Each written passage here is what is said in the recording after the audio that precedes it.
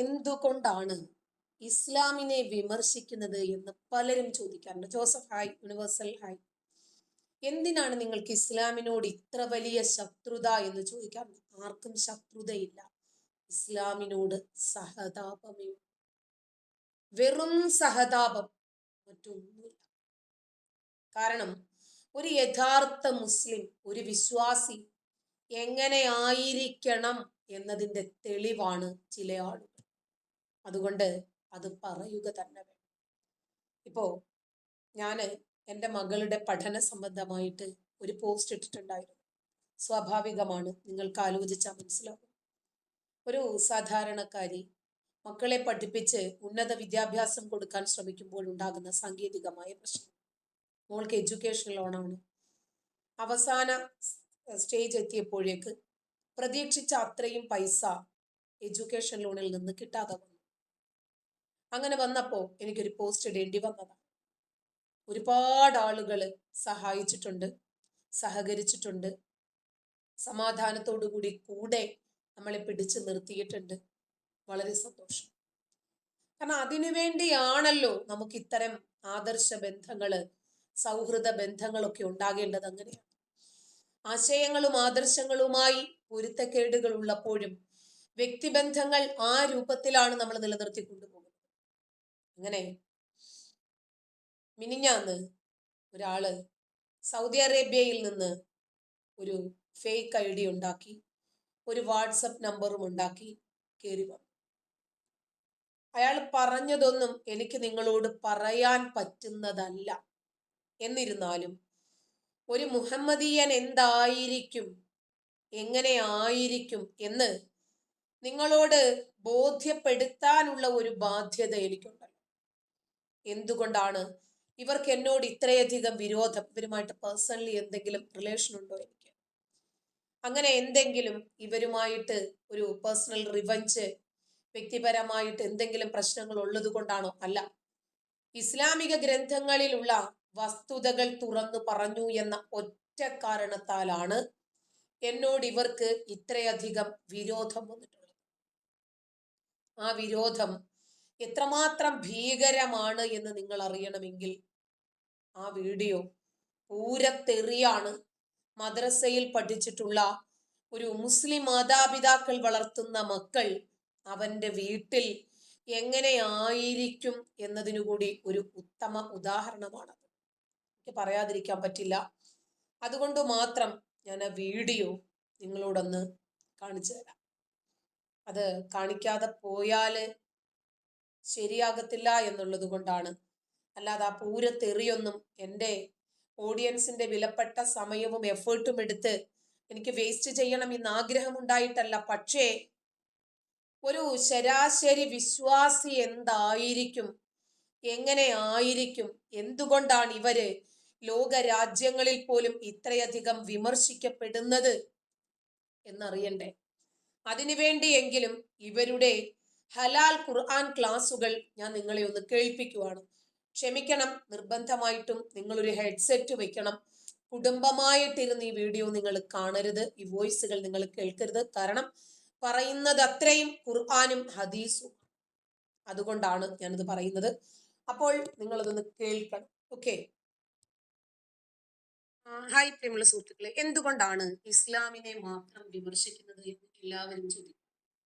എന്തുകൊണ്ടാണ് നിങ്ങൾക്ക് മുസ്ലിങ്ങളോട് ഇത്രയധികം ശത്രുത എന്ന് എല്ലാവരും ചോദിക്കും.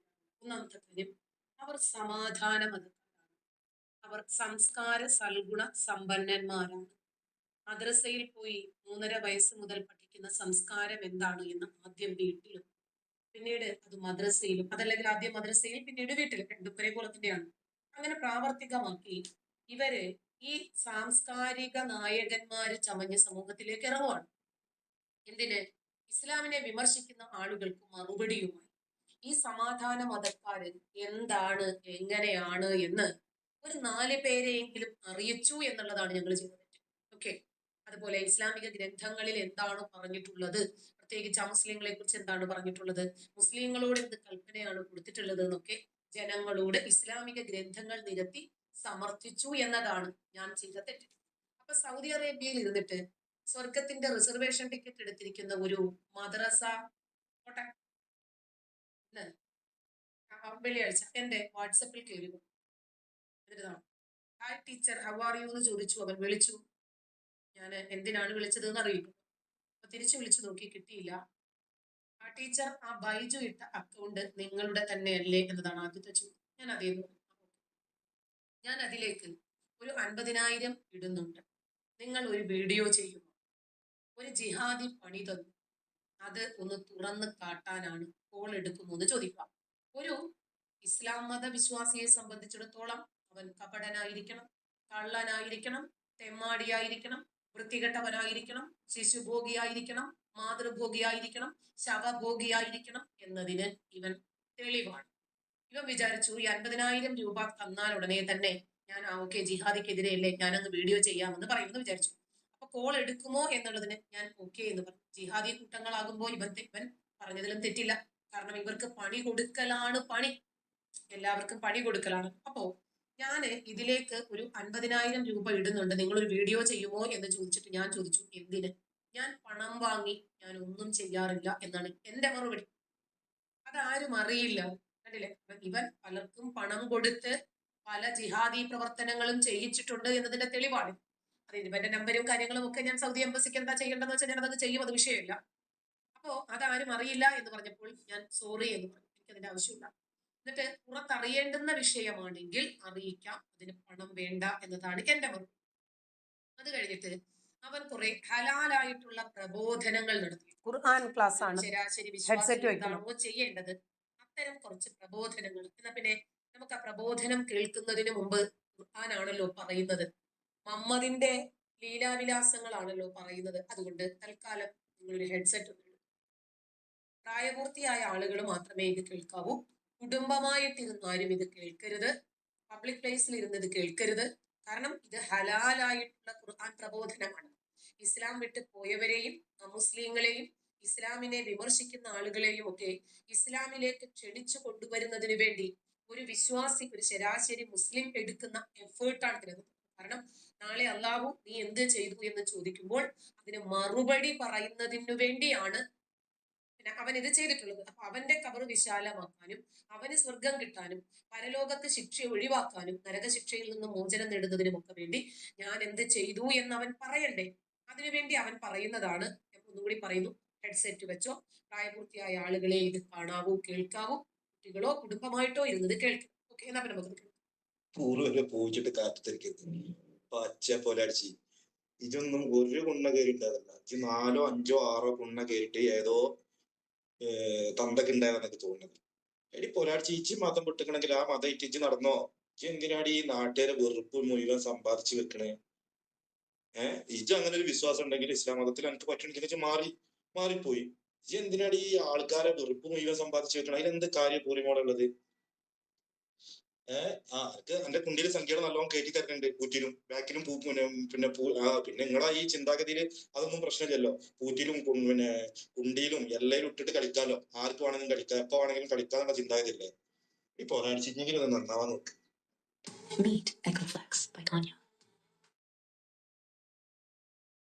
ഡയറക്റ്റ് ആയിട്ട് എടുത്തുകൊണ്ടുള്ള പരസ്യമാണ്. റെഡിയാവും.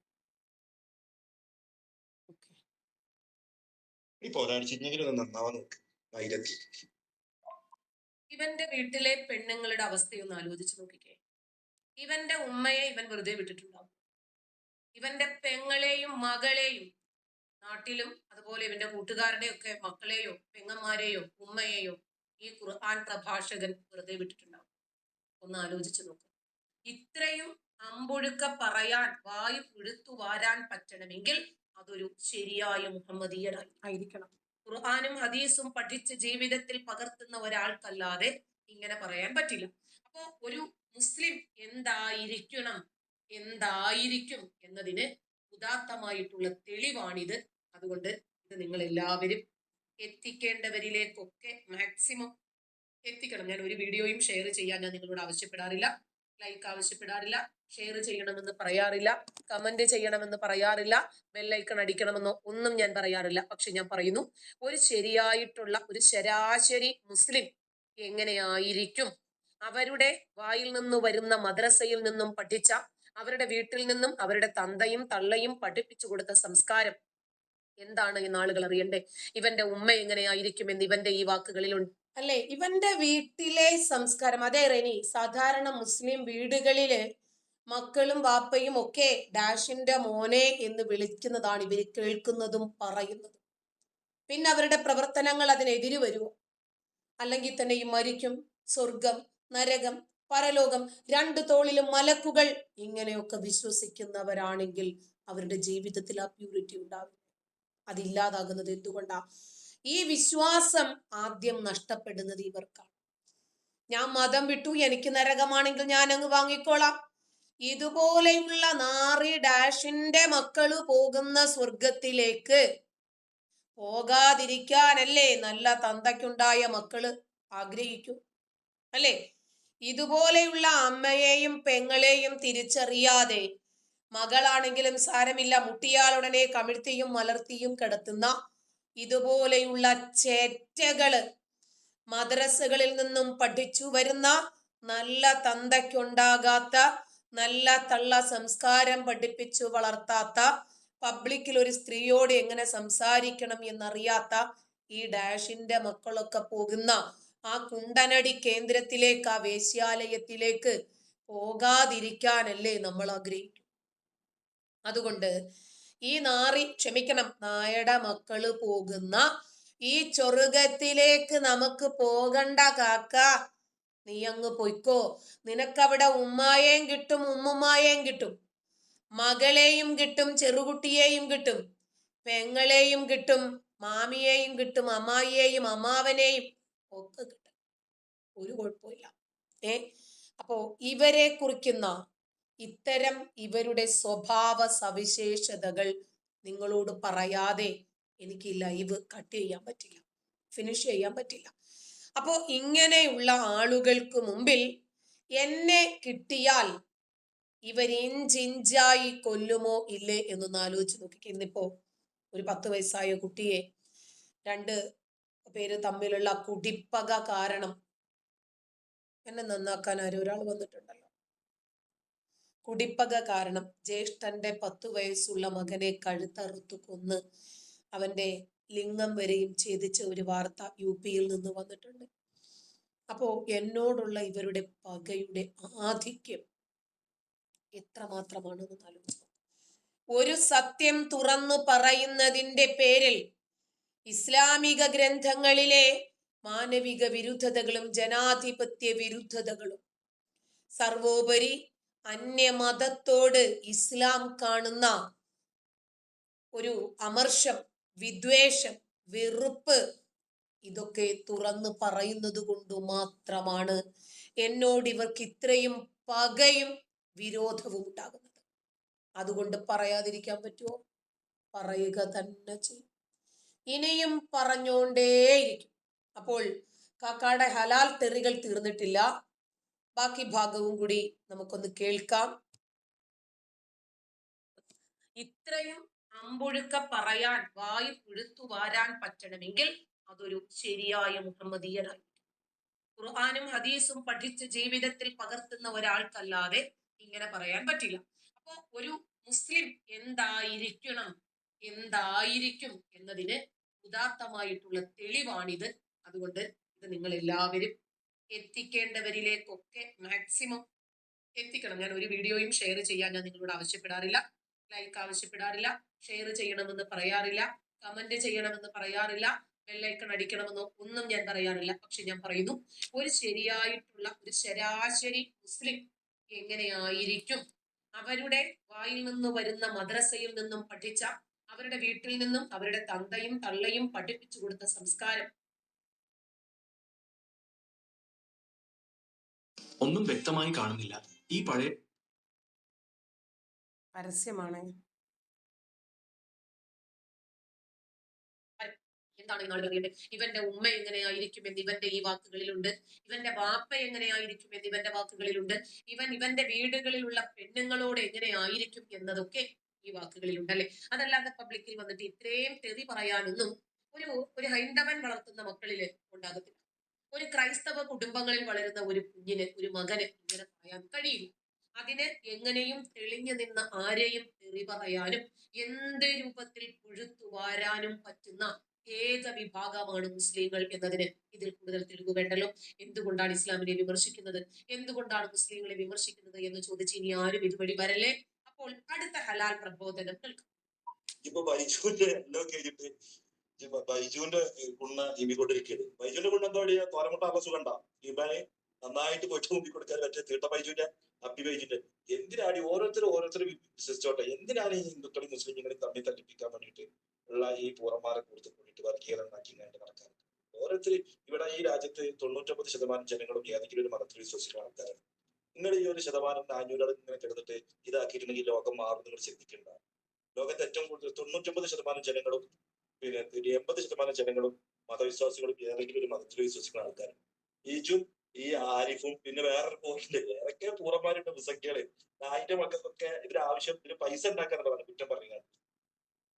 നിങ്ങൾക്കൊക്കെ ഇതിനേക്കായി നല്ലത് വേറെ പണിയുണ്ട്. ഈ ചത്തു പോയിട്ട് ഏതെങ്കിലും ആൾക്കാരുണ്ടല്ലോ അവരെ അണ്ടി പോയി മൂഞ്ചിട്ട് പൈസ ഉണ്ടാക്കരുത്. നബി ചെയ്തിരുന്നതാ ശവഭോഗം. ഒരു മുഹമ്മദീയനാണല്ലോ, ശവഭോഗം പഠിപ്പിച്ചു തന്ന പ്രവാചകന്റെ അനുയായി പിന്നെ എങ്ങനെയാകണം? അപ്പൊ ഇവന്റെ വാപ്പയെയും വെറുതെ വിട്ടിട്ടില്ല എന്നല്ലേ ഇതിൽ നിന്ന് മനസ്സിലാക്കുന്നത്, അല്ലെ? ഇങ്ങനെയൊക്കെ നാവുകൊണ്ട് പബ്ലിക്കിൽ വന്നിട്ട് പറയണമെങ്കിൽ ഇവന്റെ ജീവിതം ഏത് രൂപത്തിലുള്ള അരാജകത്വം നിറഞ്ഞതാണെന്ന് ആലോചിച്ചത്. ഇനി നമസ്കരിക്കുന്ന, ഇസ്ലാമിൽ വിശ്വസിക്കുന്ന ഒരു യഥാർത്ഥ മുസ്ലിമിന് ഇങ്ങനെ ആകാതെ പറ്റുമോ? ഇങ്ങനൊക്കെ പറഞ്ഞിട്ടില്ലെങ്കിൽ ഇവൻ എങ്ങനെയാണ് ഒരു മുസ്ലിം ആകുന്നത്? കുറച്ചുകൂടി സൂപ്പർലേറ്റീവ് ആയിട്ടുള്ള വേർഷൻ ഉണ്ട്. അത് ഖുർആനും ഹദീസും കൂടി മിക്സ് ചെയ്തിട്ടുള്ളതാണ്. അത് പടച്ചോനും നബിയും ഒരുമിച്ചിരുന്നിട്ട് ട്രാൻസ്ലേറ്റ് ചെയ്തിട്ടുള്ള ഭാഗമാണ്. എന്നാൽ നമുക്ക് അതും കൂടി കേൾക്കാം. പുറത്തിറങ്ങേണ്ട വിഷയം ആണെങ്കിൽ ഞാൻ നോക്കാതെ ഇങ്ങനെ പോകുന്നൊക്കെ വേണ്ടി നിന്നിരുന്നു. പുറത്തിറങ്ങുന്ന വിഷയം മുഴുവൻ കംപ്ലീറ്റ് അച്ചടിച്ചു വിടുന്നു, ഓടിക്കൊത്തിച്ചു വിടുന്നു. ഓരടിച്ച് എന്റെ പാവപ്പെട്ട അമ്മ മരിച്ചു പോയിക്കണം, അതിന് കിട്ടുന്ന എന്തെങ്കിലും ചെല്ലാൻ നോക്ക്. ആ തള്ളൊക്കെ അന്നെ പെറ്റിന് ചിലപ്പം അന്നെ പ്രസവിച്ചിന് ആ തള്ളൊക്കെ ചിലപ്പം കുറച്ചുകൂടെ അതിന്റെ ആഹാരം പൊളിച്ചെങ്കിലും ആ തള്ളക്കിടയ്ക്ക് അനുഭവിക്കുന്നുണ്ടായി. ഇമ്മാതിരി ദുരന്തത്തിലുണ്ടാക്കിയിട്ട് ഭൂമിക്ക് പറ്റി. എടീച്ച് മതത്തിൽ വിശ്വസിക്കണമെങ്കിൽ എന്റെ ആചാരമായിട്ട് നടക്ക്. ഇജത് പ്രചരിപ്പിക്കാനാണെങ്കിൽ പിന്നെ അത് പ്രചരിപ്പിച്ചിട്ട് പരക്കത്തിലും കിട്ടണ്ട. ഓക്കെ, എനിക്ക് മതം ചേച്ചി വിശ്വസിക്കണ്ട. ഇത് പ്രചരിപ്പിക്കേണ്ടത് ഈ നിരീശ്വരവാദം നല്ലതാണ് അറിയാണ്ട് പ്രചരിപ്പിക്കുക, അല്ലാതെ മറ്റുള്ള മതങ്ങളെ കുറ്റപ്പെടുത്തിയാണ് പ്രചരിപ്പിക്കുന്നത്. ഓരോരുത്തർക്കും ഓരോരുത്തരായ മതങ്ങൾ വിശ്വാസമുണ്ട്. ചില ആൾക്കാർ ഹിന്ദുസത്തിൽ വിശ്വസിക്കുന്ന ആൾക്കാരുണ്ട്, ക്രിസ്ത്യാനിസത്തിൽ വിശ്വസിക്കുന്ന ആൾക്കാരുണ്ട്, മുസ്ലിത്തിൽ വിശ്വസിക്കുന്ന ആൾക്കാരുണ്ട്. എന്തിനാണ് അവരെ കുറ്റം പറയാണ്ട് ചെയ്തിട്ടാക്കണത്? എന്റെ പ്രബോധനം ചെയ്യും. പ്രബോധനം കേട്ടെങ്കിൽ അങ്ങനെ ചെയ്യും. നിരീശ്വര ലിംഗമതമാണ് നല്ല മതമാണ്, അങ്ങനെ ചെയ്യും. നിങ്ങളുടെ മതത്തിന്റെ നല്ല വശങ്ങൾ ചെയ്തുകൊണ്ട് ചെയ്യും. മനസ്സിലായോ? നിങ്ങൾ ഈ പറയുമ്പോ ഈ പിന്നെ ഇസ്ലാമിന്റെ കാര്യം പറയുമ്പോ നിങ്ങൾ ഒരു ഓപ്പോസിറ്റ് പോയിന്റ് മാത്രം കാണലടി കൂത്തിച്ചേടാ. ഇസ്ലാമിൽ എന്താണ് പറഞ്ഞത്? ഒന്നും തെറ്റായിട്ട് പറഞ്ഞില്ല. പിന്നെ അച്ചാമാരൊക്കെ ഓരോ പുസ്തകം അങ്ങനെ പുതിയ അധ്യായം പഴയ അധ്യായം നടത്തി ഉണ്ടാക്കിക്കൊണ്ടിരിക്കുന്നുണ്ട്. ഇസ്ലാമിൽ എന്താ പറഞ്ഞത്? 5 വക്ത് നിസ്കരിക്കാൻ. പിന്നെ അനക്ക് ഇസ്ലാമാണ് എനിക്ക് അധ്യക്ഷത്തിന് നടക്കുക, എനിക്ക് ഇസ്ലാം മതത്തിൽ വിശ്വസിക്കാൻ എന്നെ ആരെങ്കിലും കെട്ടിയിട്ടുണ്ടോ? ഇങ്ങനെ വന്ന് പറഞ്ഞിട്ടുള്ള കെട്ടിയിട്ടുണ്ടെന്ന് എന്നെ ആരെങ്കിലും ഇവിടെ കെട്ടിയിട്ടുണ്ടോ? ഇതിപ്പോ പിന്നെ നിങ്ങൾ പറഞ്ഞതാണ് ഇസ്ലാം മതത്തിൽ പുറത്തു പോയി വെട്ടിക്കൊല്ലും. അങ്ങനെയാണെങ്കിൽ അന്നെന്നോ വെട്ടിക്കൊല്ലേണ്ട ടൈമേ ഇല്ല, ആരിഫിനെ വെട്ടിക്കൊല്ലേണ്ട ടൈമേ ഇല്ല, എല്ലാരും വെട്ടിക്കൊല്ലേണ്ട ടൈമേ ഇല്ല. ഇനി എന്തിനാണ് ഈ പൂർത്തീച്ചൊക്കെ അതൊക്കെ പറഞ്ഞത്? ഇവാണെങ്കിൽ ഇന്നേക്ക് ഒരു സംവാദം തിരിച്ചിട്ടുണ്ടെങ്കിൽ പെൺകുട്ടിയാണെങ്കിൽ അല്ല ഞാൻ പൊളിച്ചടക്കി തരാം പൂരിമോളെ.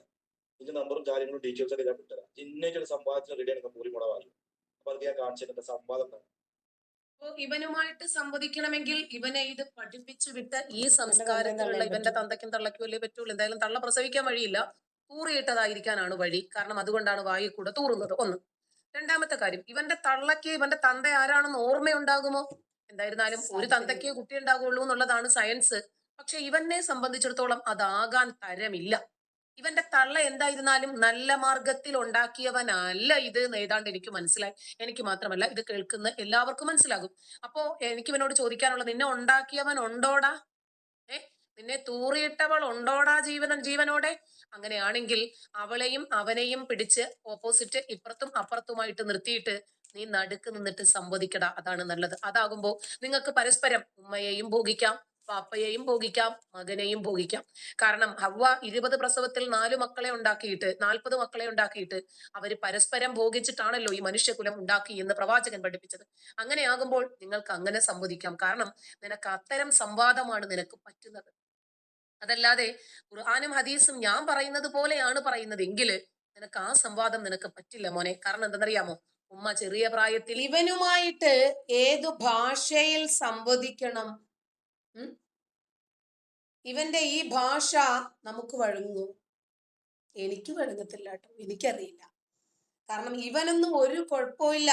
തന്തയെയും തള്ളയെയും ഡാഷിന്റെ മക്കളെ എന്നു വിളിച്ച് ശീലിച്ച, ഇപ്പോഴും അങ്ങനെ വിളിച്ചുകൊണ്ടിരിക്കുന്ന ഉമ്മായെയും ഉമ്മുമായെയും ഒക്കെ നാളെ സ്വർഗത്തിൽ പണിയാൻ കിട്ടും എന്ന് പ്രതീക്ഷിച്ച് മുന്നോട്ട് പോകുന്ന ഇവർക്ക് അതിന് പറ്റും.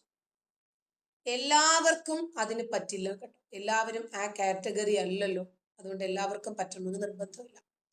ഇനിയും കുറച്ചുകൂടി ഭാഗങ്ങളുണ്ട്, നോക്കട്ടെ. എന്നെ ഉപദേശിക്കാൻ വന്ന ഒരു കാക്കാന്റെ ഹലാൽ ഉപദേശങ്ങളാണ്.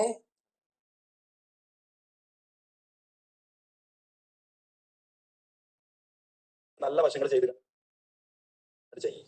മനസ്സിലായോ? നിങ്ങൾ ഈ പറയുമ്പോ ഈ ഇസ്ലാമിന്റെ കാര്യം പറയുമ്പോൾ നിങ്ങൾ ഒരു ഓപ്പോസിറ്റ് പോയിന്റ് മാത്രം കാണും. അങ്ങനെയാണെങ്കിൽ അന്നെന്നോ വെട്ടിക്കൊല്ലുന്ന ടൈമേ ഇല്ലേ? ഇതുപോലെയുള്ള നല്ല തന്തയ്ക്ക് ജനിക്കാത്ത ഇവനെ വേറൊരു നമ്പറിൽ കയറി വന്നിട്ടുണ്ടായിരുന്നേ. എന്നെ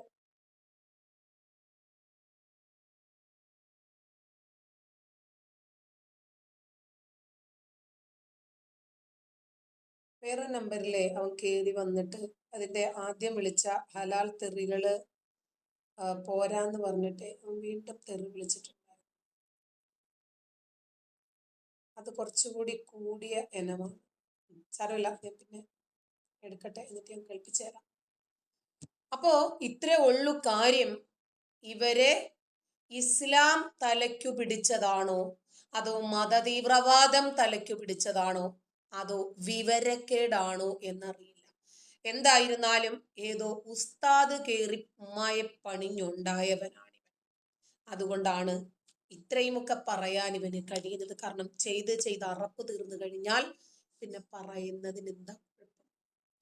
ഉമ്മായെയും ഉമ്മുമായെയും ഒക്കെ നാളെ കിട്ടും സ്വർഗത്തിൽ എന്ന് പ്രതീക്ഷിക്കുന്നവരല്ലേ ഇവരെ. അപ്പൊ പിന്നെ അവർക്ക് ഇതൊന്നും വലിയ പ്രശ്നമൊന്നും ഉണ്ടാകാൻ ഇടയില്ല. അപ്പോ നിങ്ങൾ വിചാരിക്കും ഇത് ഞാൻ പറഞ്ഞതാണെന്ന്. അല്ല. എന്തുകൊണ്ടാണ് നമുക്ക് ഈ ഗതികെട്ട അവിഞ്ഞ വേശ്യാലയം എന്ന് പറയുന്ന സ്വർഗം വേണ്ട എന്ന് പറയുന്നത്? എന്തുകൊണ്ടാണ്?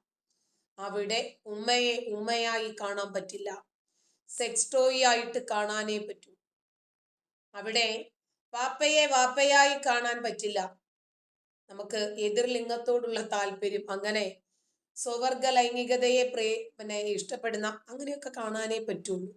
മകനെ മകനായി, മകളെ മകളായി, സഹോദരിയെ സഹോദരിയായിട്ട് ഒന്നും കാണാൻ പറ്റില്ല. അങ്ങനെ ഒരു സ്വർഗത്തിന് വേണ്ടിയാണ് ഇവര് 5 നേരം ഉച്ചയും കുത്തി മറിയുന്നതും.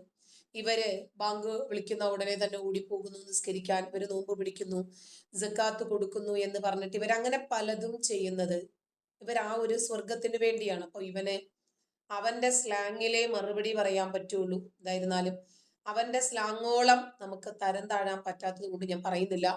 എന്തുകൊണ്ടാണ് ഇവനൊക്കെ ഇങ്ങനെ പറയുന്നത് എന്നതിന് തെളിവ് വേണമെങ്കിൽ ഞാൻ ഖുർആനിൽ നിന്ന് തന്നെ നിരത്തി തരാം, ഹദീസുകളിൽ നിന്ന്, ഇസ്ലാമിക പ്രഭാഷണങ്ങളിൽ നിന്ന് തന്നെ നിരത്തി തരാം. ഇവർക്ക് സ്വർഗം കിട്ടും, എനിക്ക് നരകവും കിട്ടും. എന്റെ നരകത്തെ കുറിച്ചിട്ട് എനിക്കില്ലാത്ത വേദനയാണ് ഇവർക്കുണ്ടാകുന്നത്. എന്താല്ലേ, ഭയങ്കര താല്പര്യമാണ് കേട്ടോ ഓരോരുത്തരെയും സന്മാർഗത്തിലേക്ക് കൊണ്ടുവരാൻ വേണ്ടിയിട്ട്, എല്ലാവരെയും മുസ്ലിമാക്കാനും എല്ലാവർക്കും സ്വർഗമുണ്ടാക്കി കൊടുക്കാൻ വേണ്ടിയിട്ടും ഈ തുമ്പൻ വല്ലാതെ മെനക്കെടുന്നുണ്ട്, വിഷമിക്കുന്നുണ്ട്. നമ്മളെ സ്നേഹിക്കുന്നത് കൊണ്ടാണ് നമ്മളെ നരകത്തെ കുറിച്ച് ഇവർ വേദനിക്കുന്നത്. ഇവർക്ക് സ്വർഗം കൊടുക്കാമെന്ന് ആര് പറഞ്ഞു? ഇവർക്ക് സ്വർഗം കിട്ടിയോ?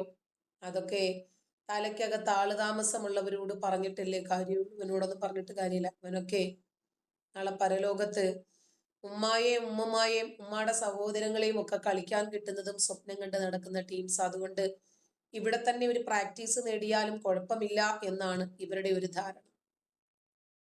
വയസ്തമിറു, ഈ നിക്കാഹ് എന്നുള്ള കാര്യം ദുനിയാവിലെ മാത്രം വിധിയല്ല, നിയമവ്യവസ്ഥിതിയല്ല, മറിച്ച് അത് സ്ഥിരമാകും ഹത്ത ഫിൽ ജന്ന, സ്വർഗം വരെയും, എന്നൊരു സ്വർഗത്തിലും വിവാഹമുണ്ട്. സ്വർഗത്തിൽ ആദം നബി തുടങ്ങി വിവാഹം എന്നുള്ള കാര്യം.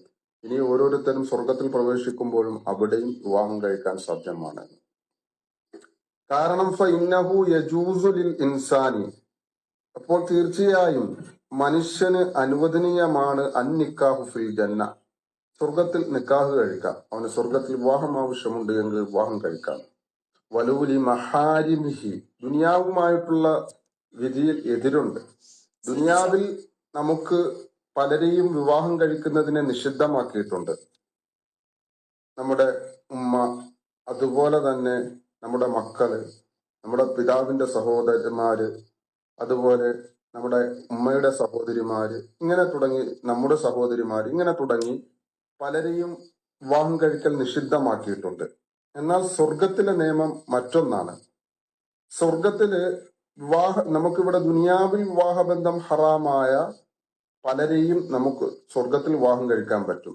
മാ അദൽ ഉസൂല വൽ ഫുറൂഅ, നമ്മളുടെ മാതാവിന്റെ മാതാവ്, അങ്ങനെ തുടങ്ങി ഉള്ള നമ്മുടെ അസലുകൾ, അതുപോലെ തന്നെ ഫുറൂ, നമ്മുടെ മക്കൾ, നമ്മുടെ പെൺമക്കളുടെ മക്കൾ, അവരുടെ മക്കൾ, ഇങ്ങനെ തുടങ്ങി ആ ഫുറൂ, നമ്മുടെ ശാഖയും അതുപോലെ നമ്മുടെ അസലും, ഇവ ഒഴികെയുള്ള ബാക്കിയുള്ള ബന്ധങ്ങളൊക്കെ അവിടെ അനുവദനീയമാണ്. ഉദാഹരണം, നമ്മുടെ ഇവിടുത്തെ സഹോദരിമാർ സ്വർഗത്തിൽ വിവാഹം കഴിക്കൽ അനുവദനീയമാണ്. ഇവിടുത്തെ പിതാവിന്റെ സഹോദരി ഇവിടെ നിഷിദ്ധമാണ്, എന്നാൽ അവിടെ സ്വർഗത്തിൽ അനുവദനീയമാണ്. മതിയോ? അപ്പോ ഇവിടെയാണ് ഉമ്മ സഹോദരി എന്ന റിലേഷൻഷിപ്പ് ഉള്ളത്. അള്ളാഹുവിനെ സംബന്ധിച്ചിടത്തോളം അള്ളാഹുവിന് ഇതൊന്നുമില്ല. അങ്ങനത്തെ ഒരു കൾച്ചർ വികസിപ്പിച്ചെടുക്കുന്ന കുടുംബാംഗങ്ങളെ സംബന്ധിച്ചിടത്തോളം മതമാണെങ്കിലും അവർക്കതൊന്നും പ്രശ്നമില്ല. അവരിവിടെ പലതിൽ നിന്നും വിട്ടു നിൽക്കുന്നത് പരലോകത്ത് അവർക്കതൊക്കെ ചെയ്യാനുള്ള സൗകര്യം കിട്ടും എന്നുള്ളത് കൊണ്ടാണ്. ഇവിടെ ഉമ്മയെയും പെങ്ങളെയും കയറി പിടിക്കാത്തത് ഒന്ന്, അവസരത്തിന്റെ അഭാവം; രണ്ട്, ഇന്നത്തെ മീഡിയ, പിന്നെ നമ്മുടെ രാജ്യത്തെ നിയമം, ഇതൊക്കെ വലിയ ബുദ്ധിമുട്ടാണ്. Thank you so much. അപ്പോ നമ്മുടെ രാജ്യത്തെ നിയമത്തെ ഭയന്നും മീഡിയയെ ഭയന്നും ഒക്കെ തന്നെയാണ് ഈ കാലഘട്ടത്തിൽ ഇവർ ഇതിൽ നിന്നൊക്കെ വിട്ടു നിൽക്കുന്നത്.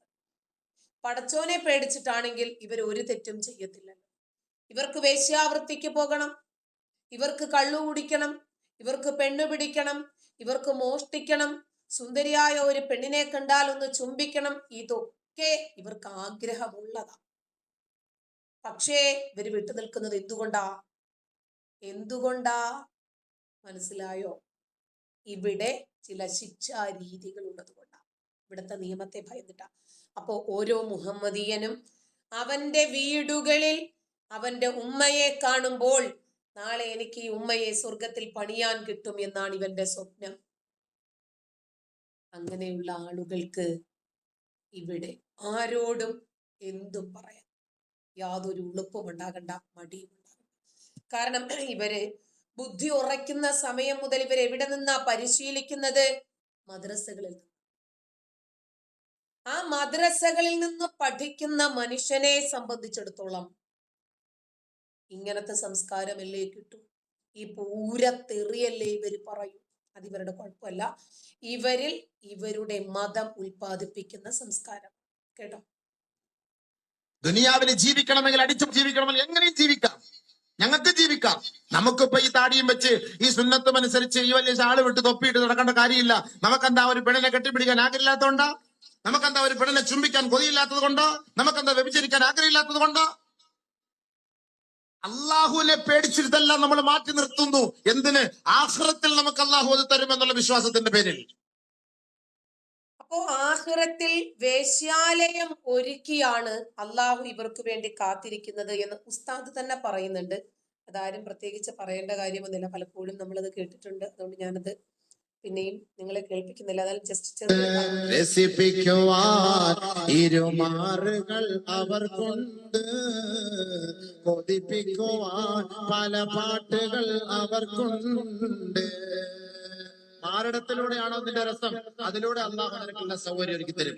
പാട്ടിലൂടെയാണോ നിനക്ക് രസം, നിന്നെ മടിയിൽ കിടത്തിയിട്ട് നല്ല താരാട്ട് പാടി നിന്നെ സന്തോഷിപ്പിക്കും. സ്വർഗ്ഗപ്പെണ്ണ്, സ്വർഗത്തിലെ പെണ്ണ്. ഇവിടുത്തെ പെണ്ണിന് സീരിയലിലെ പാട്ട്, സിനിമയിലെ പാട്ടല്ലേ അറിയുള്ളൂ.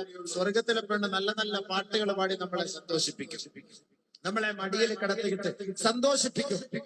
മാരടങ്ങൾ വീർത്ത വലിയ പെണ്ണിനെയാണോ നിനക്ക് ആവശ്യം, അങ്ങനെയുള്ള പെണ്ണിനെ അള്ളാഹു നിനക്ക് അവിടെ തരും. അതാണ് ഇവിടെ ഖുർആനിൽ പറഞ്ഞത്. വകവാഇബ അത്റാബാ, നല്ല മാരടമുള്ള പെണ്ണ്, സന്തോഷിപ്പിക്കുന്ന പെണ്ണ് അള്ളാഹ് തരും. അള്ളാഹു നമുക്ക് നല്ല സ്വർഗത്തിൽ തരും. ഇവർക്ക് ഈ ഒരൊറ്റ ചിന്തയേ ഉള്ളൂ. മറ്റ് സ്ത്രീകളെ ബഹുമാനിച്ചും ആദരിച്ചും അവർക്ക് അർഹിക്കുന്ന സ്ഥാനങ്ങൾ നൽകിയും പഠിപ്പിക്കേണ്ടത് ആരാ? വീട്ടിൽ നിന്ന് അവന്റെ മാതാപിതാക്കളാ പഠിപ്പിക്കേണ്ടത്. ഞാൻ ചെറിയ ഒരു എക്സാമ്പിൾ പറയാം. കഴിഞ്ഞ ദിവസം മോളുടെ പോക്കുമായി ബന്ധപ്പെട്ട് എൻ്റെ ഒരു സുഹൃത്ത് ഫാമിലി ആയിട്ട് തന്നെ ഇവിടെ വന്നിട്ടുണ്ടായിരുന്നു. അപ്പൊ ഇവരിങ്ങനെ കാര്യങ്ങളൊക്കെ പറഞ്ഞിരുന്നപ്പോ എൻ്റെ മൂത്ത മോനുണ്ട്,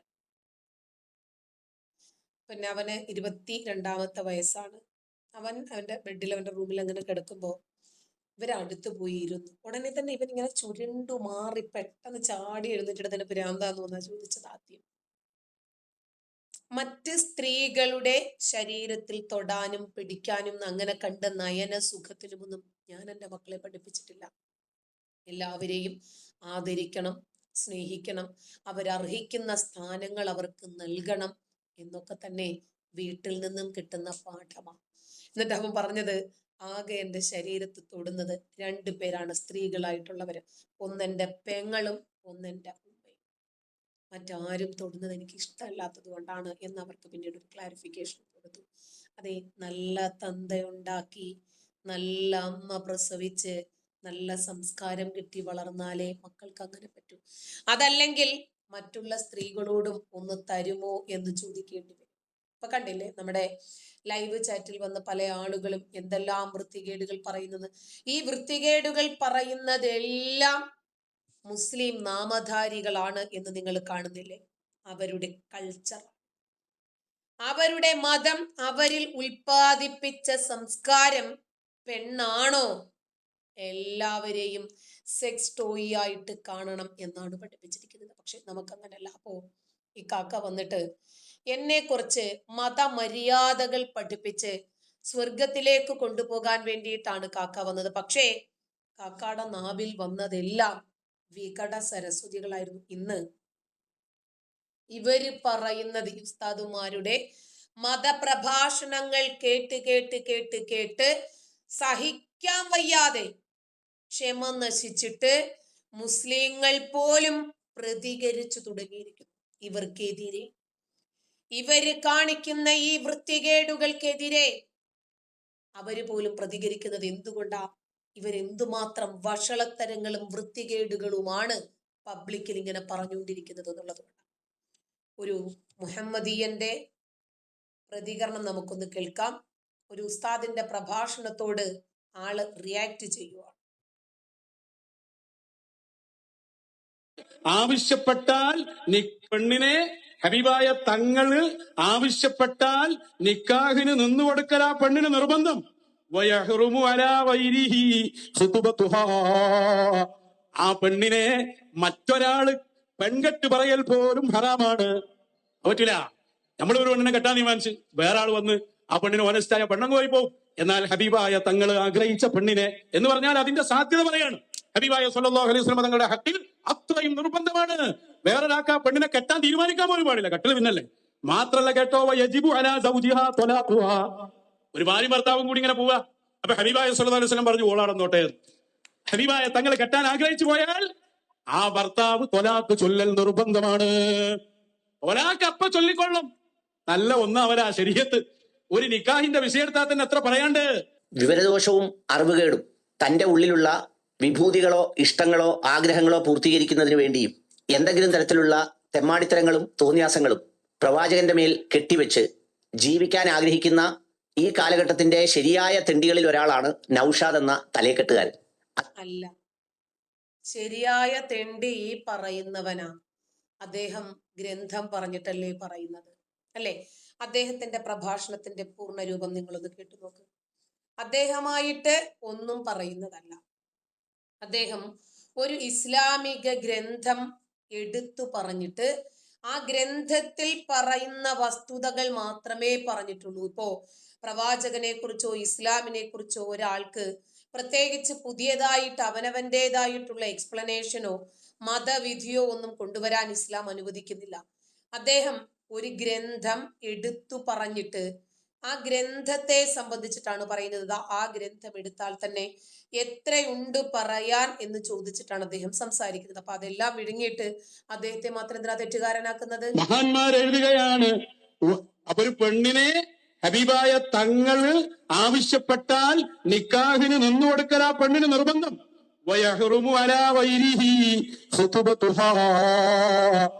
ആ പെണ്ണിനെ മറ്റൊരാള് പെൺകെട്ട് പറയൽ പോലും ഹറാമാണ്. പറ്റില്ല. നമ്മളൊരു പെണ്ണിനെ കെട്ടാൻ തീരുമാനിച്ച് വേറെ ആള് വന്ന് ആ പെണ്ണിന് ഓനസ്റ്റായ പെണ്ണങ്ങ് പോയി പോവും. എന്നാൽ ഹബീബായ തങ്ങൾ ആഗ്രഹിച്ച പെണ്ണിനെ എന്ന് പറഞ്ഞാൽ അതിന്റെ സാധ്യത പറയാണ്. ഹബീബായ സല്ലല്ലാഹു അലൈഹി വസല്ലം തങ്ങളുടെ ഹക്കിൽ അത്രയും നിർബന്ധമാണ്.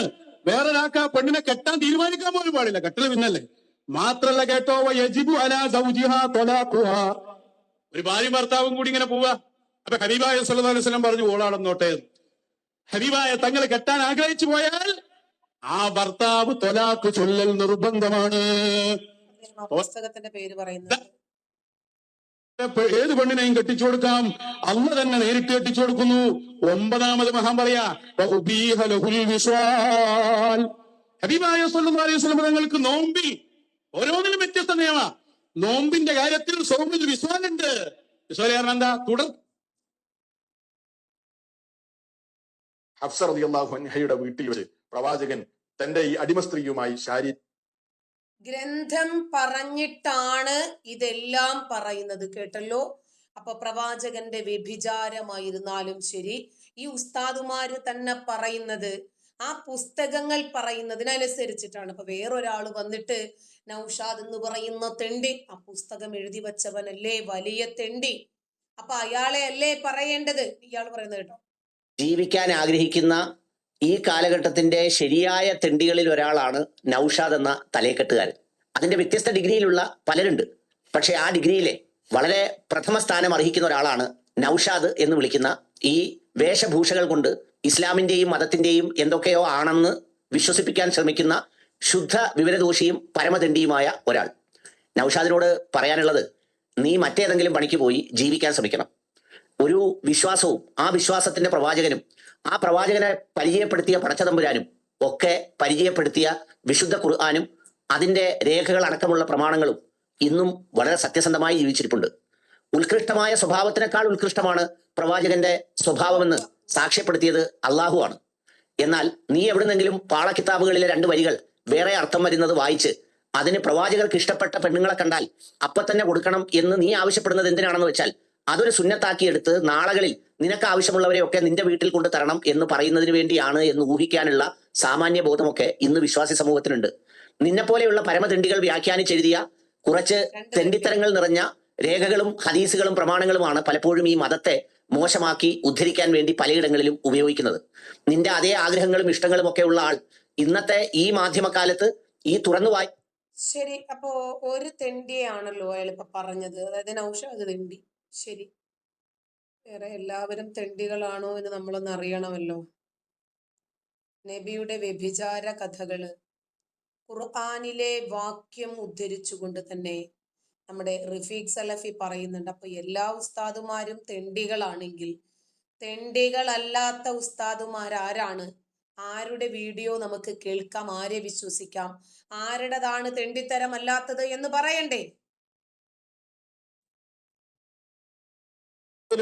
എന്റെ ഭാഗത്ത് നിന്ന് ഒരു അനിഷ്ടം എന്റെ ഭാര്യമാർക്ക് ഉണ്ടാകരുത് എന്ന് പ്രവാചകന് ഒരു നിർബന്ധ ബുദ്ധി ഉണ്ടായിരുന്നു. അങ്ങനെ ഇരിക്കെയാണ് ഹഫ്സ റളിയല്ലാഹു അൻഹയുടെ വീട്ടിൽ വെച്ച് പ്രവാചകൻ തന്റെ ഈ അടിമ സ്ത്രീയുമായി ശാരീരിക ബന്ധത്തിൽ ഏർപ്പെടുന്നത്. ആ ദിവസം സത്യത്തിൽ ഹഫ്സ റളിയല്ലാഹു അൻഹയുടെ ദിവസമാണ്. പ്രവാചകൻ ഹഫ്സയുടെ കൂടെ കഴിയേണ്ട ദിവസമാണ്. ഹഫ്സയുടെ വീട്ടിൽ വെച്ചുമാണ് ഇത് നടക്കുന്നത്. അങ്ങനെ ഹഫ്സ തന്റെ പിതാവിന്റെ അടുക്കലേക്ക് പോയി തിരിച്ചു വരുമ്പോൾ പ്രവാചകൻ സല്ലല്ലാഹു അലൈഹി വസല്ലം ഈ രൂപത്തിൽ തന്റെ അടിമ സ്ത്രീയുമായി ബന്ധത്തിലേർപ്പെട്ട വിവരം ഹഫ്സ റളിയല്ലാഹു അൻഹ അറിഞ്ഞപ്പോൾ സ്വാഭാവികമായും ഒരു പെണ്ണ് എന്നുള്ള നിലയ്ക്ക് നീരസം പ്രകടിപ്പിച്ചു. അവർ അള്ളാഹുവിന്റെ പ്രവാചകനോട് പറഞ്ഞു, അത്തഫ്അലു ഹാദാ ഫീ ബൈതി ഫീ യൗമി, എന്റെ ദിവസത്തിലും എന്റെ വീട്ടിലും വെച്ചായിരുന്നോ നബിയെ നിങ്ങൾ ഇങ്ങനെ ചെയ്തത്? അത് അവർക്ക് അനിഷ്ടമായി എന്ന് പ്രവാചകൻ സല്ലല്ലാഹു അലൈഹി വസല്ലമക്ക് മനസ്സിലായി. അപ്പോൾ തന്നെ അള്ളാഹുവിന്റെ പ്രവാചകൻ അവരെ പ്രയാസപ്പെടുത്തേണ്ടതില്ല എന്ന നിലക്ക് തന്നെ അവിടുന്ന് പറഞ്ഞു, ഫഇന്നഹ ഹറാമുൻ അലയ്യ, എങ്കിൽ ഇനി ഞാൻ അവരുമായി ഒരിക്കലും ശാരീരിക ബന്ധത്തിൽ ഏർപ്പെടുകയില്ല, ഞാനത് എനിക്ക് നിഷിദ്ധമാക്കി. എന്നാൽ നിങ്ങൾ പിണങ്ങേണ്ടതില്ല, നിങ്ങൾ അതിന്റെ പേരിൽ വിഷമിക്കേണ്ടതില്ല എന്ന് തന്റെ ഭാര്യയോട് നബി സല്ലല്ലാഹു അലൈഹി വസല്ലം പറഞ്ഞു. ഇവിടെ ശ്രദ്ധിക്കേണ്ടത്, ഒരിക്കലും ഹഫ്സ പറഞ്ഞില്ല നിങ്ങൾ ഞാനില്ലാത്ത സമയത്ത് അവരുമായി വേശ്യാവൃത്തിയാണല്ലോ നടത്തിയത് എന്ന് പറഞ്ഞില്ല. അതല്ലെങ്കിൽ ഹഫ്സയല്ലാത്ത വേറെ ഏതെങ്കിലും ഒരു ഭാര്യ അത് പറഞ്ഞിട്ടില്ല, സ്വഹാബത്ത് പറഞ്ഞിട്ടില്ല, അനുചരന്മാര് പറഞ്ഞിട്ടില്ല. അങ്ങനെയുള്ള ഒരു പദം നിങ്ങൾക്ക് കാണിച്ചു തരാൻ പറ്റൂല. ഇത് തന്റെ ഭാര്യക്ക് അനിഷ്ടമാണ് എന്ന് മനസ്സിലായപ്പോ നബി സല്ലല്ലാഹു അലൈഹി വസല്ലം എന്ത് ചെയ്തു? ഇനി ഞാൻ അങ്ങനെ ചെയ്യൂല എന്ന് പറയുകയും ചെയ്തു. പക്ഷേ അള്ളാഹു സുബ്ഹാനഹു വ തആല പ്രവാചകന്റെ ആ നിലപാടിനെ തിരുത്തി. വാനലോകത്ത് നിന്ന് ഭൂവനത്തിലേക്ക് വിശുദ്ധ ഖുർആനിൽ വചനം അവതരിപ്പിച്ചു.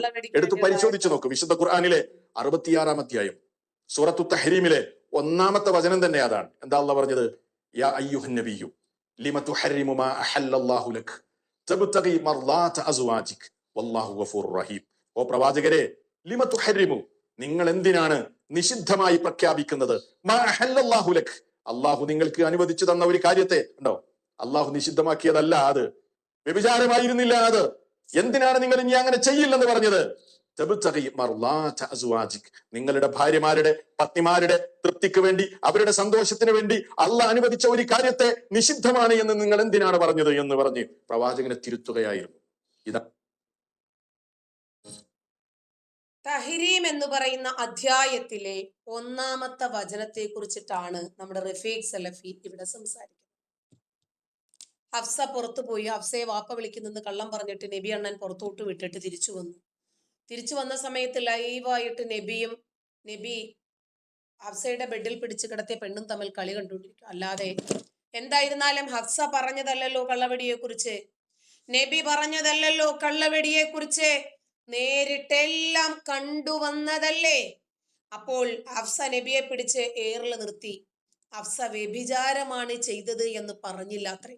ശരിക്കു പറഞ്ഞാൽ ഇസ്ലാമിക ഗ്രന്ഥങ്ങളിൽ ഉള്ള വസ്തുതകൾ ഇവര് പറയുമ്പോൾ, ഉസ്താദുമാര് പറയുമ്പോൾ, അതെടുത്ത് നമ്മൾ വിമർശിക്കുമ്പോ നിങ്ങൾ നമ്മളെ തെറി പറഞ്ഞിട്ട് കാര്യമില്ല. ആദ്യം നിങ്ങളുടെ ഗ്രന്ഥങ്ങളിൽ ഇതുണ്ടോ, ഇത് ഇസ്ലാമിന്റെ പ്രമാണമാണോ എന്ന് അന്വേഷിക്കണം. എന്റെ പ്രവാചകൻ മാനവരിൽ മനോഹരനാണ് എന്ന് പറഞ്ഞു, ശരി, നിങ്ങൾക്ക് ഇത്തരം കൃത്യങ്ങളൊക്കെ മനോഹാരിത നിറഞ്ഞതായിരിക്കും, എല്ലാവർക്കും അങ്ങനെ ആയിരിക്കണം എന്ന് വിചാരിക്കല്ലേ. അതിന്റെ പേരാണ് തീവ്രവാദം. എല്ലാവരും നമ്മൾ വിചാരിക്കുന്നത് പോലെ തന്നെ വിചാരിക്കണം, നമ്മൾ വിശ്വസിക്കുന്നത് പോലെ തന്നെ എല്ലാവരും വിശ്വസിക്കണം. അതെ, നബി ചെയ്ത സകലമാന വൃത്തികേടുകളും ഇന്ന് നിങ്ങൾക്ക് ഉത്തമ മാതൃകയായി തോന്നുന്നുണ്ടെങ്കിൽ നിങ്ങൾ അത് ചെയ്തോ. നമ്മളില്ല.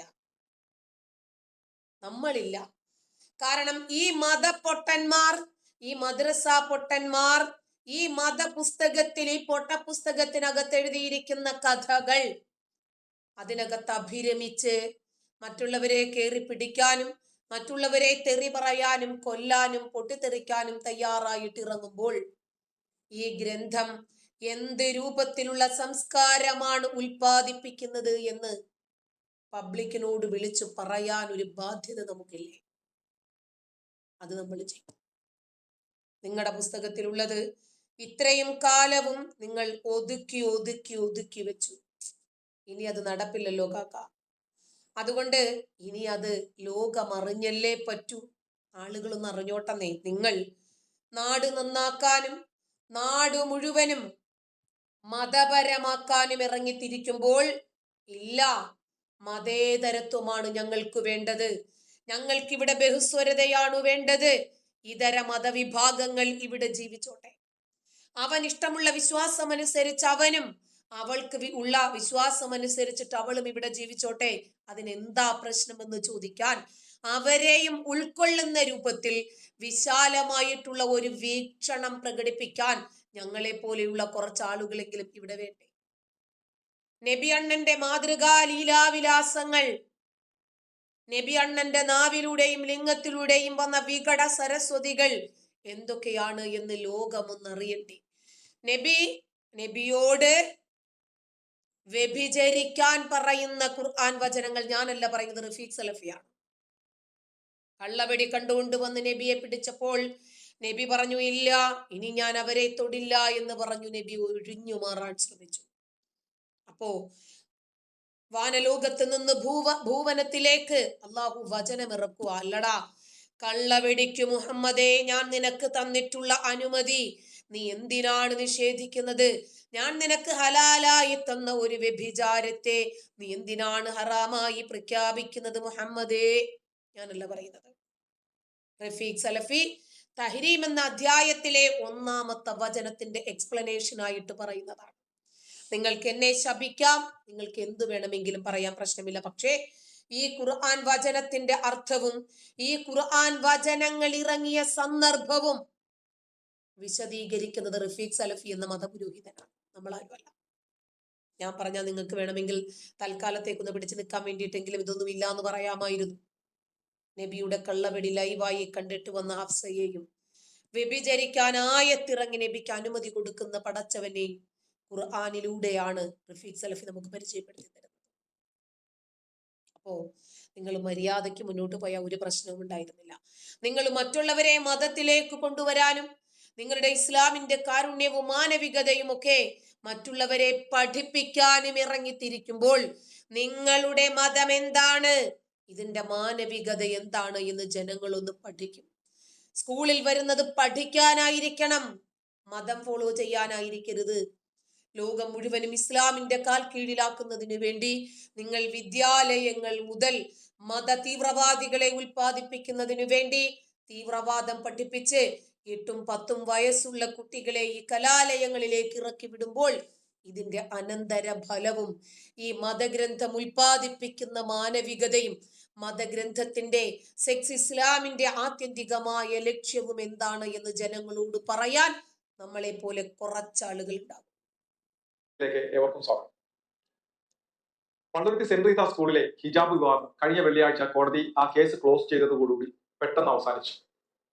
അതുവരെ ഇതിനുവേണ്ടി കത്തിച്ചൊലിച്ചുകൊണ്ടിരുന്ന കേരളത്തിലെ ഒരു കൂട്ടം മാധ്യമങ്ങൾ, രാഷ്ട്രീയക്കാർ, ഒപ്പം തന്നെ മതമൗലികവാദ ഭീകരവാദ സംഘടനകൾ, സംസ്ഥാന വിദ്യാഭ്യാസ വകുപ്പ്, ഇവരെല്ലാവരും പെട്ടെന്ന് തന്നെ ഈ വിഷയത്തിൽ നിശബ്ദരായി.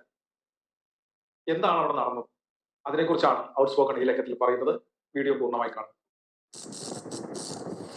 കുട്ടിയെ തട്ടമിട്ടുകൊണ്ട് സ്കൂളിൽ പ്രവേശിപ്പിക്കണം എന്ന ഇവിടുത്തെ പൊതുവിദ്യാഭ്യാസ വകുപ്പിന്റെ നിർദ്ദേശം റദ്ദാക്കണമെന്ന് ആവശ്യപ്പെട്ടാണ് സെന്റ് റീത്ത സ്കൂൾ മാനേജ്മെന്റ് ഹൈക്കോടതിയെ സമീപിച്ചത്. ഇതിൽ പെൺകുട്ടിയുടെ പിതാവിനെ കക്ഷി ചേർക്കുകയും ചെയ്തു. ഇവിടെ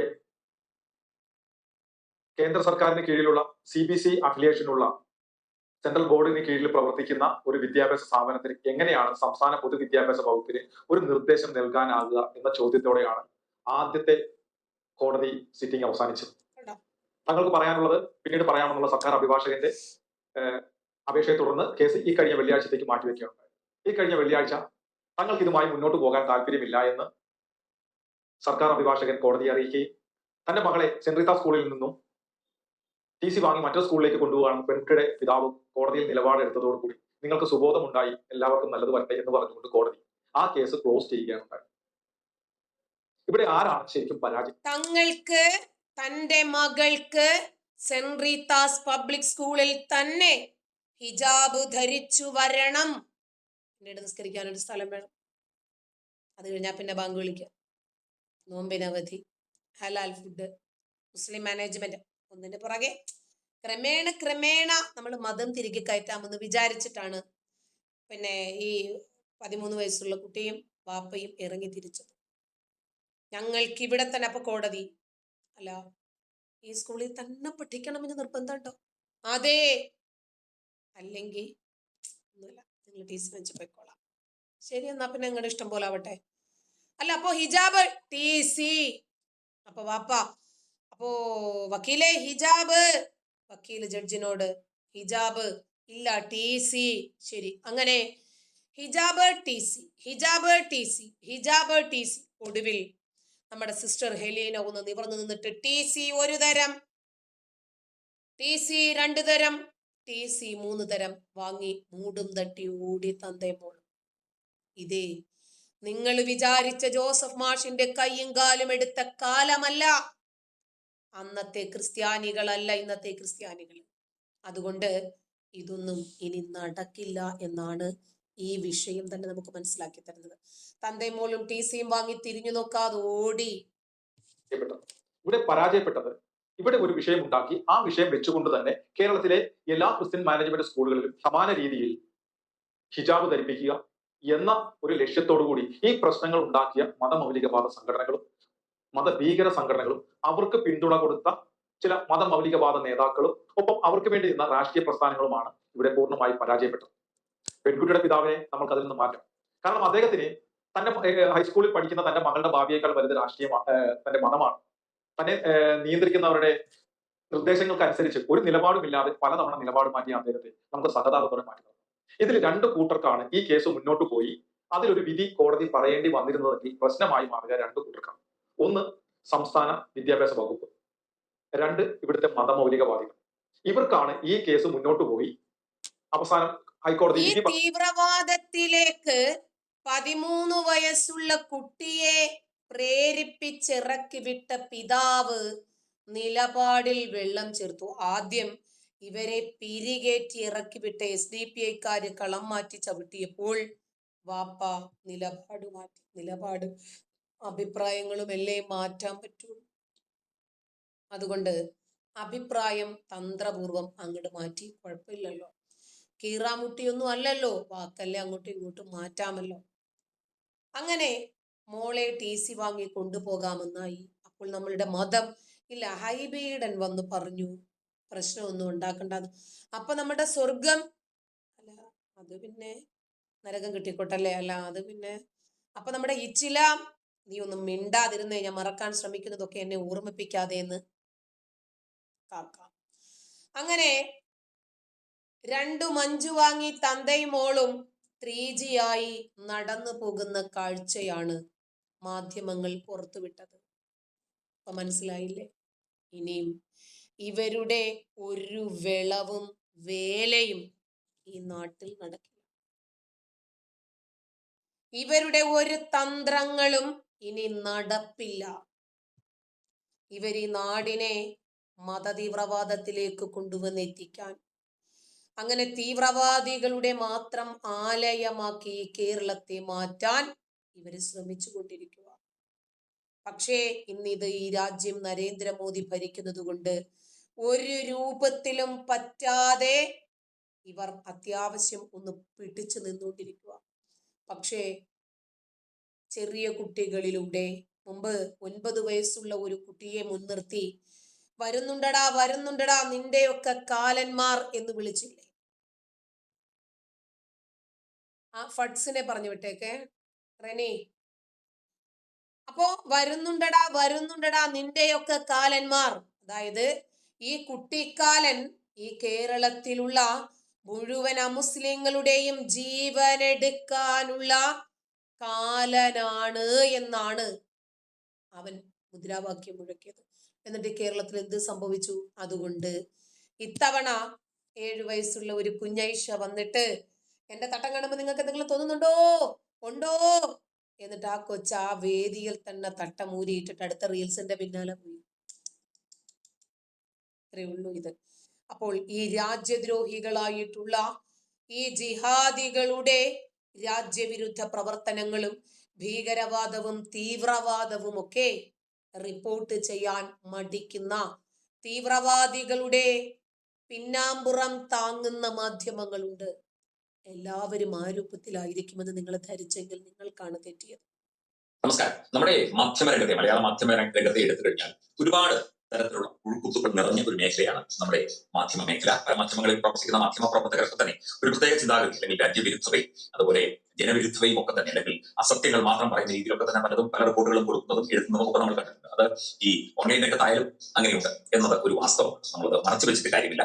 മാധ്യമ പ്രവർത്തന രീതിയിൽ വലിയ മാറ്റങ്ങൾ, വലിയ ഇടപെടലുകൾ, അതായത് അന്തർദേശീയ ഇടപെടലിൽ വാർത്തകൾ രാജ്യത്തിനെതിരെ കൊടുക്കുന്ന രീതിയിലേക്ക് വരെ നമ്മുടെ മാധ്യമ മേഖല മാറിയത് അത്യന്തം ദുഃഖകരമായ കാര്യമാണ്, ഗൗരവതരമായ കാര്യമാണ് എന്നത് സംശയമില്ല. ഇത് അഡ്വക്കേറ്റ് കൃഷ്ണലാൽ, അദ്ദേഹം അഭിഭാഷകനാണ്, നിയമജ്ഞനാണ്, സാംസ്കാരിക പ്രവർത്തകനാണ്. അദ്ദേഹം കഴിഞ്ഞ ദിവസം ഇട്ട ഒരു പോസ്റ്റാണ് കുരയ്ക്കുന്ന ജിഹാദി മാപ്ര എന്നത്. ഈ മാപ്ര എന്നത് മാധ്യമ പ്രവർത്തകർ എന്നതിന്റെ പരിഹാസരൂപം. അദ്ദേഹം പറഞ്ഞത് അങ്ങനെ തന്നെ പറയുകയാണ്, കാരണം മനസ്സിലാക്കാൻ വേണ്ടിയാണ്.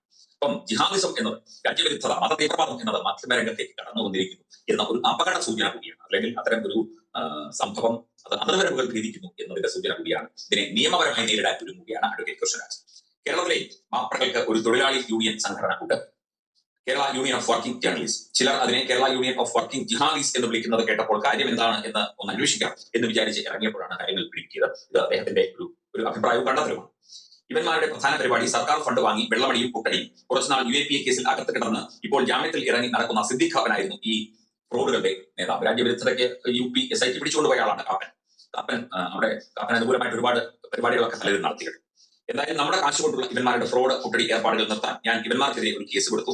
WPC number 149/2021. നിവൃത്തിയില്ലാതെ സർക്കാർ ഇവന്മാർ നിയമവിരുദ്ധമായി വാങ്ങി കൂട്ടി പുട്ടടിച്ച കാശിന്റെ കണക്ക് ഓഡിറ്റ് ചെയ്യാൻ തുടങ്ങി. ഇതോടെ കാര്യങ്ങൾ കുഴഞ്ഞു. മദ്യപാനത്തിനും കൂത്താട്ടത്തിനും ആരെങ്കിലും കണക്ക് സൂക്ഷിക്കുമോ? വ്യഭിചാരത്തിന് ഉപയോഗിച്ച കാശിന്റെ കണക്ക് ചോദിച്ചത് പോലെ ഇപ്പോൾ കോടതി പിടിമുറുക്കിയപ്പോൾ പയ്യെ പുട്ടടിച്ച കാശൊക്കെ പലിശ സഹിതം തിരിച്ച് പിടിക്കാൻ നടപടി തുടങ്ങി. ഇപ്പോൾ വെറും ഒരു 32 ലക്ഷം തിരികെ അടയ്ക്കാനുള്ള ഉത്തരവ് ഇറങ്ങിയിട്ടുണ്ട്. ഒന്നുമായിട്ടില്ല, വടിവെട്ടാൻ പോയിട്ട് തന്നെയില്ല, ജാമ്യം എടുക്കാൻ തയ്യാറായിക്കോ എന്ന് പറഞ്ഞുകൊണ്ട് ആ ഒരു ഉത്തരവിന്റെ പകർപ്പും അദ്ദേഹം കൊടുത്തിട്ടുണ്ട്. ഇത് തികച്ചും അനാരോഗ്യപരമായ ഒരു ഈ രാജ്യവിരുദ്ധർക്ക് തടയിടണമെങ്കിൽ 2-3 സൊല്യൂഷൻസ് ആണുള്ളത്. ഒന്ന്, കേരളത്തിലെ 14 ജില്ലകളിലും NIA ഓഫീസുകൾ തുറക്കണം. എന്നാലേ ഈ തീവ്രവാദികളെ അപ്പോൾ റിപ്പോർട്ട് ചെയ്യാനും ഇവർക്ക് കൂച്ചുവിലങ്ങിടാനും പറ്റും. ഈ ഭീകരന്മാർ നമ്മളെ ഭീഷണിപ്പെടുത്തുമ്പോൾ, നമ്മളെ ജീവിക്കാൻ അനുവദിക്കാതെ പിന്നാലെ നടന്നുപദ്രവിക്കുമ്പോൾ ഇവന്മാരെ ഒതുക്കണമെങ്കിൽ NIAക്ക് പറ്റും. അല്ലാതെ കേരളത്തിൽ കൊണ്ടുപോയിട്ടൊരു കേസ് കൊടുത്തിട്ട് എന്താ കാര്യം? ഒരു കാര്യം. അതല്ലെങ്കിൽ പിന്നെ യോഗിയെ പോലെയുള്ള ഭരണാധികാരികൾ വേണം. രണ്ടാമത്തെ സൊല്യൂഷൻ, കേരളം കേന്ദ്രഭരണ പ്രദേശമായി മാറണം. അല്ലേ? കേരളം കേന്ദ്രം ഏറ്റെടുക്കട്ടെ. ഇവരുടെ അടപൂരുമല്ലോ. അതുമല്ലെങ്കിൽ മൂന്നാമതായിട്ട് ഞാൻ കാണുന്ന എൻ്റെ അഭിപ്രായത്തിലെ ഒരു സൊല്യൂഷൻ, യോഗിയെ പോലെ ഒരു ഭരണാധികാരി കേരളത്തിൽ വരണം. കേരളം ഒരു 5 വർഷമെങ്കിലും യോഗി ആദിത്യനാഥ് ഭരിക്കുന്ന അവസ്ഥയിലേക്ക് എത്തിയാൽ ഒരു പരിധിവരെ കേരളത്തിലെ തീവ്രവാദത്തിന് അന്ത്യമുണ്ടാകുമെന്ന് നമുക്ക് വിചാരിക്കാം. അല്ലാതെ നടക്കില്ല. എവിടെ വരെ എത്തിയെന്നാണ് തീവ്രവാദം? കോഴിക്കോട് നിങ്ങൾ ആ വാർത്ത കണ്ടിരുന്നു? കോഴിക്കോട് താമരശ്ശേരിയിൽ എത്തിയ തീവ്രവാദത്തെ സംബന്ധിച്ച്, അണുബോംബ് പരീക്ഷണത്തെ സംബന്ധിച്ച് അക്രമങ്ങളും കൊലപാതകങ്ങളും ഒക്കെയായി കേരളത്തിൽ ഭീതി വിതച്ച കാലത്തെ പോലെയുള്ള ഒരു കലാപ അന്തരീക്ഷം കേരളത്തിൽ വീണ്ടും സംജാതമാവുകയാണോ എന്നുള്ള ആശങ്ക ഉണർത്തിക്കൊണ്ട് ഇപ്പോൾ കേരളത്തിൽ പലയിടത്തും അവരുടെ രാഷ്ട്രീയ പാർട്ടിയായ SDPIയുടെ നേതൃത്വത്തിലുള്ള പ്രക്ഷോഭങ്ങളും കലാപങ്ങളും ആക്രമണങ്ങളും ശക്തമാവുകയാണ്. തീവ്രമായ അജണ്ടകളോടെ പ്രവർത്തിച്ച പോപ്പുലർ ഫ്രണ്ടിനെ കേന്ദ്ര സർക്കാർ ഇറങ്ങി പൂട്ടിക്കെട്ടുകയും അതിന്റെ നേതാക്കന്മാരെയെല്ലാം എടുത്ത് ജയിലിൽ അടക്കുകയും ചെയ്തപ്പോൾ ഹൈന്ദവരെയും ക്രൈസ്തവരെയും വംശഹത്യ ചെയ്യുമെന്ന് സൂചിപ്പിച്ചുകൊണ്ട് ആലപ്പുഴയിൽ കലിയാട്ടങ്ങൾ നടത്തിയ അണികളെല്ലാം SDPIയിൽ ചേക്കേറിയെന്നായിരുന്നു അന്ന് പുറത്തുവന്ന വാർത്തകൾ.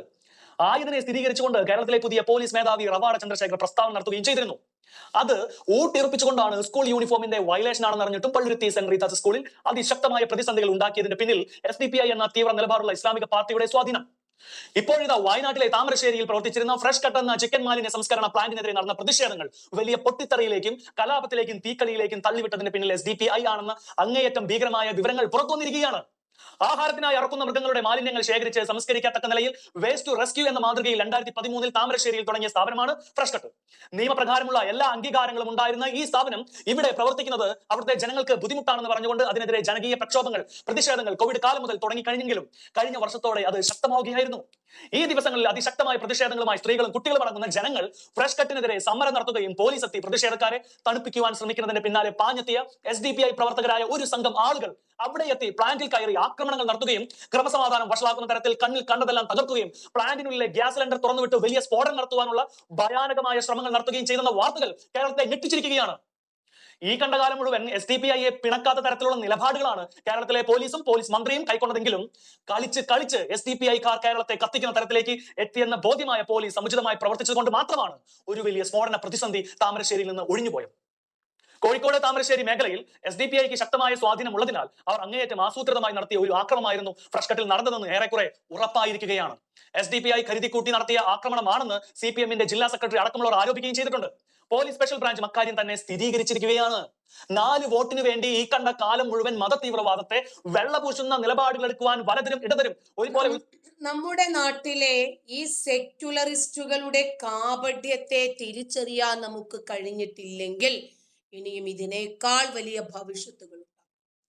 കേരളത്തിൽ ആയുധങ്ങൾ സജ്ജീകരിക്കുന്നു, സൈന്യത്തെ സജ്ജീകരിക്കുന്നു, മുസ്ലിങ്ങൾ സംഘടിതരാകുന്നു.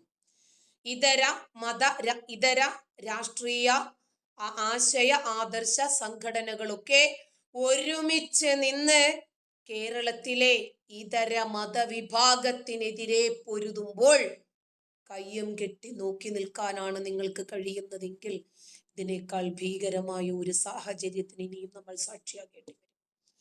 അണുബോംബ് പരീക്ഷണം താമരശ്ശേരിയിൽ നടത്തിയ ഇവർ നാളെ അതിനേക്കാൾ മാരകമായത് എന്തെങ്കിലും ഉണ്ടോ എന്ന് പരീക്ഷിക്കാനും ഹിന്ദു ക്രിസ്ത്യൻ മെജോറിറ്റി മേഖലകളിൽ ശ്രമിക്കില്ല എന്ന് കണ്ണടച്ച് വിശ്വസിക്കരുത്.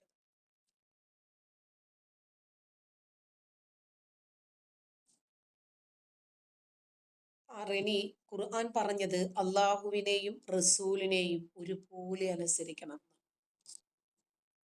ഒരുപോലെ അനുസരിക്കണം. ഇസ്ലാമിക ഗ്രന്ഥങ്ങളെ കുറിച്ചിട്ടൊന്നും അറിയാത്ത ആളുകൾ ഇവിടെ വന്നിട്ട് നമ്മളെ പാപിച്ചാൻ ശ്രമിച്ചാൽ അവരുടെ ബാലിശമായിട്ടുള്ള രീതികളാണെന്നും അവർ ഈ ഗ്രന്ഥങ്ങൾ കണ്ടിട്ടില്ല എന്നും അവരോട് സഹതപിച്ചാൽ മാത്രം മതി. അവരോട് സഹതപിക്കാനേ പറ്റുള്ളൂ. സഹതാപത്തിന് പോലും അർഹരല്ല ശരിക്കും പറഞ്ഞാൽ ഇവരൊന്നും. അപ്പോൾ നമുക്കിനിയും സാധാരണ രൂപത്തിലുള്ള ലൈവ് വൈകിട്ടുണ്ടാകും. എല്ലാവരും വരണം. ബൈ.